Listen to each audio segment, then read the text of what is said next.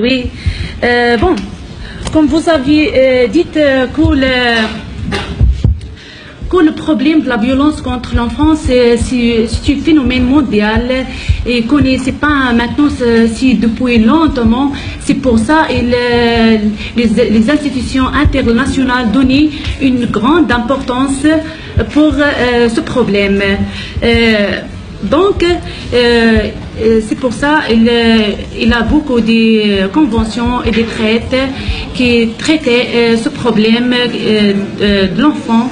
Et la convention le plus important, c'est la Convention des droits de l'enfant de 1989, qui donne une définition à l'enfance. L'enfant, c'est tout être humain moins de l'âge de 18 ans.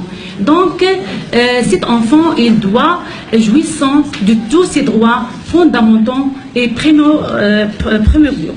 Donc, quand ces droits sont marginés, donc là,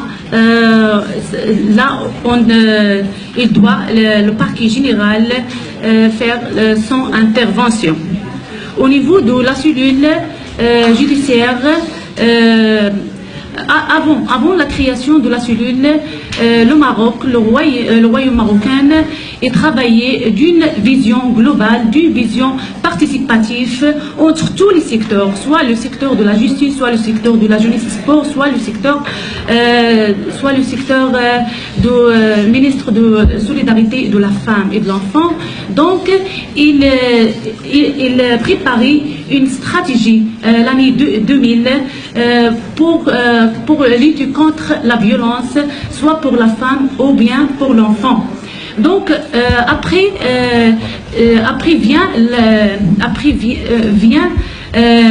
la création de la cellule au niveau du parquet général. Maintenant, on a 86 cellules au niveau du royaume marocain. Donc, quel est l'effort de la cellule pour la protection de l'enfant? Comme vous savez, première chose, les composants de la cellule, c'est différent pour l'intérêt supérieur, pour garder l'intérêt supérieur de l'enfant.